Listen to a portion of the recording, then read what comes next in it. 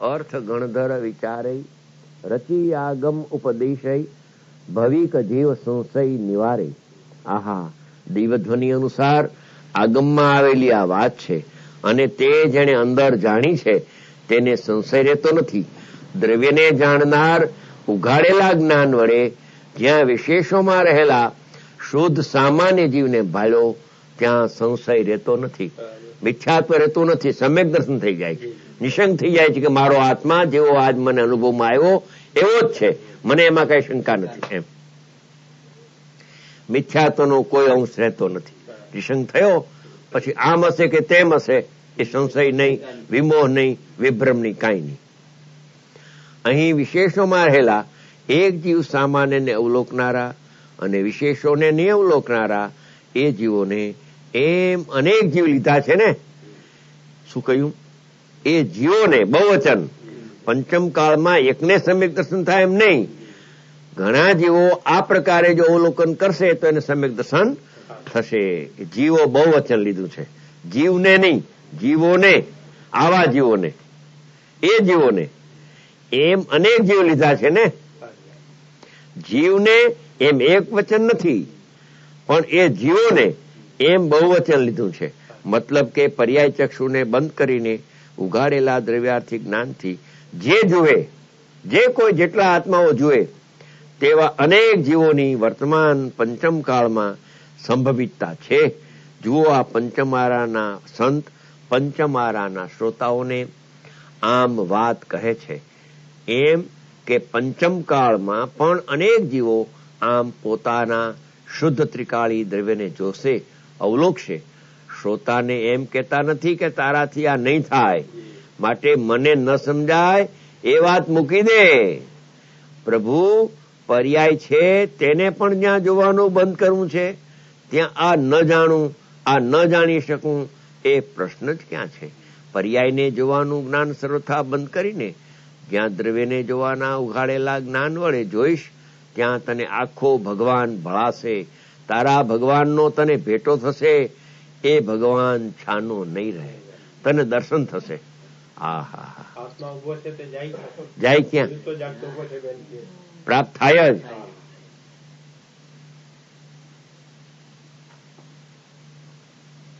આહા, એક જીવ સામાન્યને અવલોકનારા અને વિશેષોને નહીં અવલોકનારા એ જીવોને એમ બહુવચન કહીને પંચમ આરાના સંત પોતાના પંચમ આરાના શ્રોતાઓને એમ કહે છે કે ભગવાન તો વિશ્વાસ લાવ, તારામાં અનંત સામર્થ્ય છે, અનંત અનંત પૂર્ણ વીર્યથી ભરેલો તું ભગવાન છો, અતિન્દ્રિય સુખામૃતથી આનંદથી ભરેલો તું સાગર છો.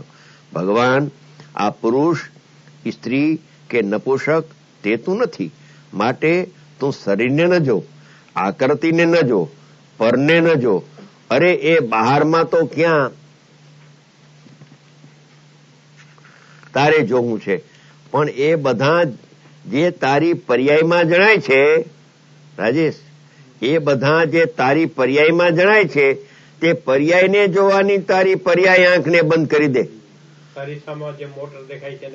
બસ અરીસાની સામે તું જો અને તને મોટર જણાય છે, એ મોટર જણાતી જ નથી. જો તને મોટર જણાતી હોય તો એ ભ્રાંતિ છે, તને અરીસો જણાતો નથી, મોટર જણાય છે. એક વાત. બીજી વાત કરે છે કે જે અરીસામાં મોટર જણાય છે એવી સ્વચ્છતા જણાય છે અરીસાની પર્યાય, એને પણ જોવાનું બંધ કરી દે તો તને આખું દળ એની પાછળ રહેલું છે. કેમ કે આ પર્યાય તો પલટશે, પણ પર્યાયની પાછળ જે દળ છે એને જોઈ લેતું. હા, એવું ને એવું છે, એમાં ફેરફાર ન થતો. આ પર્યાયમાં તો ફેરફાર થાય છે નિમિત્ત. જેવું મોટરને બદલે કોઈ માણસ આવ્યો તો માણસ દેખાશે, એટલે પર્યાય ફરી. સમજી ગયા? એની સ્વચ્છતાની પર્યાય તો ફરે છે. એ પર્યાયમાં પરપદાર્થ જણાય છે એવી દર્પણની પર્યાયને જોવાનું બંધ કરી દે. એક. અને જે પર્યાયમાં આખું દળ જણાય છે એ પર્યાયને જોવાનું બંધ કરી દે અને દળને જોઈ લે. એમ અહીંયા એમ કે છે કે પરને જોવાનું તો બંધ કરી દે, પણ પરપદાર્થ જે જ્ઞાનની પર્યાયમાં જણાય છે એને જાણવાનું બંધ કરી દે. ઉપરાંત કહ્યું કે જે સિદ્ધ પરમાત્મા તારી પર્યાયમાં જણાય છે એ પર્યાયને જાણવાનું બંધ કરી દે. ઉપરાંત જે પર્યાય ભગવાન આત્માને પ્રસિદ્ધ કરે છે એ પર્યાયને જાણવાનું બંધ કરી દે. બાકી દ્રવ્ય ત્યારે એકલું દ્રવ્ય રહે, બીજું કાંઈ નહીં જણાય. બધું નીકળી ગયું, અંદરમાં લઈ જવાની વાત. લઈ જવાનું. વીર્ય બળવાનું હોય તો કામ કરી જાય, કામ કરી જાય. એ તો આ પુસ્તક બહાર પડ્યું છે ને એનો અર્થ જ એમ છે કે ઘણા જીવો એ પ્રકારની લાયકાત વાળા થઈ ગયા હોય ને એટલે નિમિત્ત હાજર થઈ ગયું. આ નિમિત્ત હાજર થઈ ગયું. એમ જ છે ખરેખર. એના વ્યાખ્યાન બહાર આવી ગયા. નકર તો એના કાળક્રમમાં 2 વર્ષ પછી આવત, પણ વચ્ચેથી મેં એનું તાત્કાલિક બધા મૂળ વિષય હતો. આ મૂળ વિષય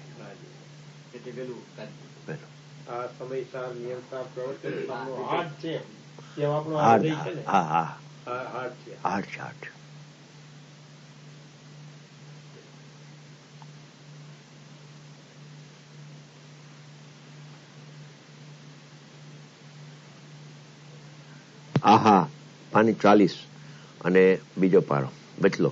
આ બધું જીવદ્રવ્ય છે એમ ભાસે છે એમ કહ્યું ને. એ પણ અનેક જીવોને અને તે દ્રવ્યને જોવાની ઉઘાડેલી આંખથી ઉપર રહી ગયું ઉપરનું. હા તારે જોવું છે. પણ એ બધા જે તારી પર્યાયમાં જણાય છે તે પર્યાયને જોવાની તારી પર્યાય આંખને બંધ કરી દે અને ઉઘડેલા જ્ઞાન વડે દ્રવ્યને જો. તેથી તને અનંત સુખનો સમુદ્ર ભગવાન આત્મા વળાશે, તું ન્યાલ થઈ જઈશ. આ અદભુત વાત, આ ન્યાલ થવાની વાત છે.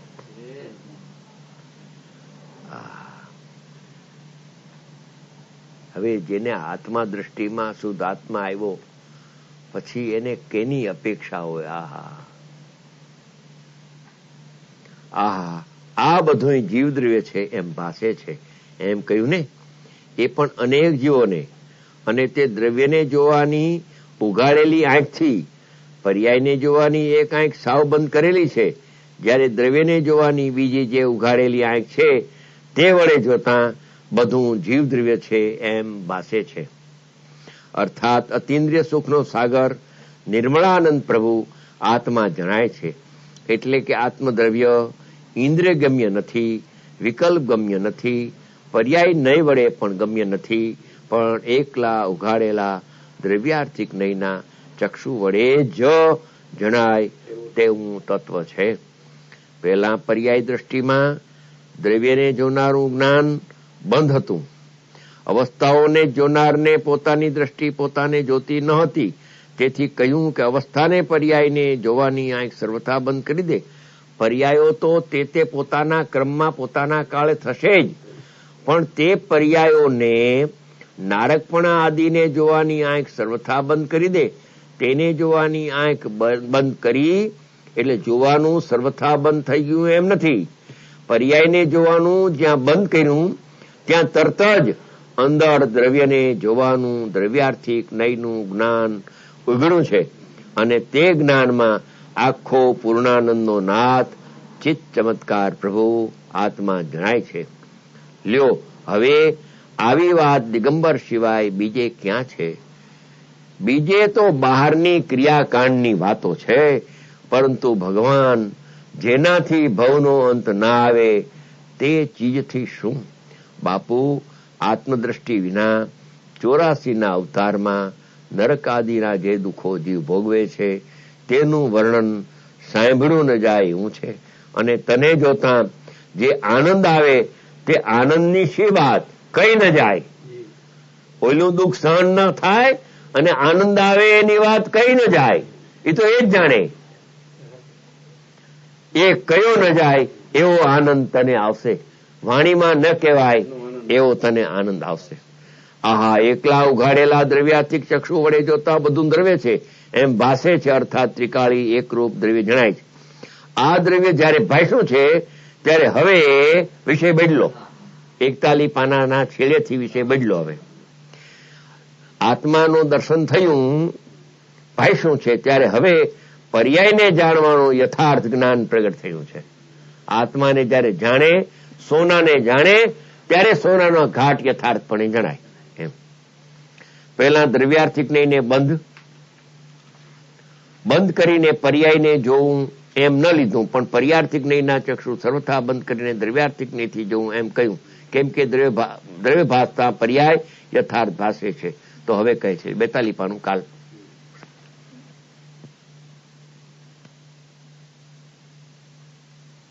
ચાલો ભાઈ,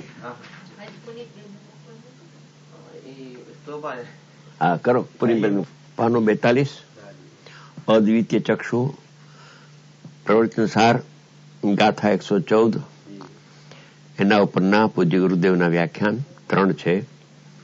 એમાં અદ્વિતીય ચક્ષુનું પાનું 42 5 મિનિટથી શરૂ થાય છે. અને જ્યારે દ્રવ્યાર્થિક ચક્ષુને સર્વથા બંધ કરીને એકલા ઉઘાડેલા પર્યાર્થિક ચક્ષુ વડે અવલોકવામાં આવે છે ત્યારે આટલા શબ્દો મૂળ શાસ્ત્રના છે, એના ઉપરના વ્યાખ્યાન આવે છે. જુઓ, દ્રવ્ય અંતઃતત્વ દેખવામાં તો આવ્યું છે, એટલે શુદ્ધાત્માનો અનુભવ થઈ ગયો છે. સમ્યક દર્શન સમ્યક જ્ઞાન પ્રગટ તો થઈ ચૂક્યું. આ બધું સામાન્ય છે, આ બધું દ્રવ્ય છે, વસ્તુ છે એમ જ્ઞાન તો થયું છે. આત્માનું ભાન તો થઈ ગયું. ઉપાદેય ભૂત તત્વ જે જ્ઞાયક ભાવ એ દ્રષ્ટિમાં અનુભવમાં આવી ગયો. જયારે પર્યાર્થિકની ન્યાય સર્વથા બંધ કરી દ્રવ્યાર્થિકની ન્યાય ઉગડી ગઈ, એટલે શુદ્ધ નહીંથી શુદ્ધ આત્માનો અનુભવ થયો. ત્યાર પછી એમ જ્ઞાન તો થયું છે, છતાં તે તરફનું હવે જોવાનું બંધ કરીને, એટલે દ્રવ્ય સ્વભાવ ત્રિકાળી જે છે એના તરફથી ઉપયોગ હટાવીને, અર્થાત તેના તરફનું લક્ષ છોડી દઈને, એટલે ઉપયોગ ત્યાંથી હટાવીને એમ કેમ કહ્યું? કારણ કે પર્યાય પણ પોતાની છે ને. એ પર્યાય જે પર્યાયે દ્રવ્યને પ્રસિદ્ધ કર્યું એ પર્યાય પોતાની છે. હવે એ પર્યાય ત્યાંથી એના જે દ્રવ્યને વિષય કરતી હતી, દ્રવ્ય સ્વભાવને જોતી હતી, એ પર્યાય પોતે ત્યાંથી ઉપયોગ ખસી અને હવે પર્યાયને જોવા આવે છે. એમ કારણ કે પર્યાય પણ પોતાની છે ને. પર્યાય દ્રવ્યમાં પોતાનામાં છે, તેથી તેને જોવા માટે આ દ્રવ્યાર્થિક નહીંના ચક્ષુ બંધ કર એમ કહે છે. બહુ ઝીણી વાત પ્રભુ. આહા, આ તો કેવળ જ્ઞાન લેવાની તૈયારી વાળા દિગંબર સંતોની વાણી. કેવળ જ્ઞાન લેવાની તૈયારી વાળા છે એવા ધર્માત્માઓનું આ વાણીનું વચન છે. બહુ ગંભીર બાપુ. હવે આવી સમ્યક વાત બીજે ક્યાં છે? આકરું લાગે એવું છે, પણ શું થાય? આવી વાત બીજે છે જ નહીં. આહા, સંત મુનિવર કહે છે દ્રવ્યાર્થિક ચક્ષુને સર્વથા બંધ કર, એટલે દ્રવ્યને જાણવાના જ્ઞાનના ઉપયોગને અહીંયાથી હટાવી દે. પહેલા કહ્યું કે પર્યાર્થિક ચક્ષુને સર્વથા બંધ કરીને, પહેલા એમ કહેવાય ગયું એકલા ઉઘાડેલા દ્રવ્યાર્થિક ચક્ષુ વડે જો. ત્યાં દ્રવ્યને જોવાની વાત હતી. જોવાની વાત હતી એટલે ઉપાદેય પણ જોવાની વાત હતી. એ ખાસ ધ્યાન રાખવા જોઈએ. જોવામાં તો બેયનું છે, પણ એકને ઉપાદેય પણ જાણવું અને એકને હેય પણ જાણવું. ત્યારે પર્યાય હેય પર્યાયનું લક્ષ છોડીને દ્રવ્યને ઉપાદેય પણ જાણ્યું. અનુભવ થઈ ગયો. નિર્વિકલ્પ ધ્યાનમાંથી પછી સવિકલ્પમાં આવ્યો તો ઉપયોગ ત્યાંથી આખો ફરી ગયો ત્રિકાળી દ્રવ્ય પરથી. અને વર્તમાન વર્તા જે પરિણામ છે એ પરિણામને જોવા તરફ જ્ઞાનનો ઉપયોગ આવ્યો. પરિણતિમાં રહી ગઈ, જોયેલાનું જાણપણું રહી ગયું, પણ ઉપયોગ ત્યાંથી ન રહ્યો. ઉપયોગ શ્રદ્ધા જ્ઞાન તો રહી ગયું, પ્રતીતિ રહી ગઈ અને જ્ઞાનની પરિણતિ પણ રહી ગઈ, અતિન્દ્રિય જ્ઞાનની. પણ હવે ઇન્દ્રિય જ્ઞાન આવ્યું 12માં, સવિકલ્પ દશામાં આવતા એને ઇન્દ્રિય જ્ઞાન પ્રગટ થઈ ગયું અને એ ઇન્દ્રિય જ્ઞાન વડે પોતાના પરિણામને જાણે છે. 11મી ગાથામાં જે કહ્યું હતું કે ભૂતાર્થને આશ્રય સમ્યક દર્શન થાય, પછી 12મી ગાથામાં કહ્યું કે વ્યવહાર નહીં પણ કોઈ કોઈને કોઈ વખતે જાણેલો પ્રયોજનવાન છે. કોઈને એટલે સાધકને કોઈ વખતે એટલે સવિકલ્પ દશામાં જે પરિણામ થાય રાગ અને વિતરાગ ભાવ બંને પ્રકારના, એને જ્ઞાનીનું જ્ઞાન જાણે કે આ પરિણામ અત્યારે આ પ્રકારના છે, એનું નામ વ્યવહાર. એમ હવે દ્રવ્ય દ્રષ્ટિ થઈ ગઈ. હવે એ સવિકલ્પ દશામાં આવીને પોતાના પરિણામને જ્ઞાન જાણે છે. એ જ્ઞાનની પર્યાયનું નામ પર્યાર્થિક નહીં છે. દ્રવ્યાર્થિકની ચક્ષુ બંધ કરી ઉપયોગ ત્યાંથી હટી ગયો અને ઉપયોગ ભેદ તરફ આવ્યો. અભેદમાંથી ઉપયોગ હતો, અનુભવ થયો, પછી ભેદ તરફ આવ્યો. કેમ કે વધારે વખત અભેદમાં ઉપયોગ ટકતો નથી, તો કેવળ જ્ઞાન થઈ જાય. એટલે ફટ ઉપયોગ બહાર ફેર્યો અને ઉપયોગ જ્યાં ફેર્યો ત્યાં ઓલી આંખ બંધ થઈ ગઈ અને પર્યાયના ભેદને જોવાની આંખ ઉઘડી ગઈ. એ જ્ઞાન ઉઘડ્યું તો એ જ્ઞાનની પર્યાયનું નામ પર્યાર્થિક નહીં છે. પર્યાયને જાણવાનું પ્રયોજન જે જ્ઞાનના અંશમાં છે એ અંશને પર્યાર્થિક નહીં કહેવામાં આવે છે.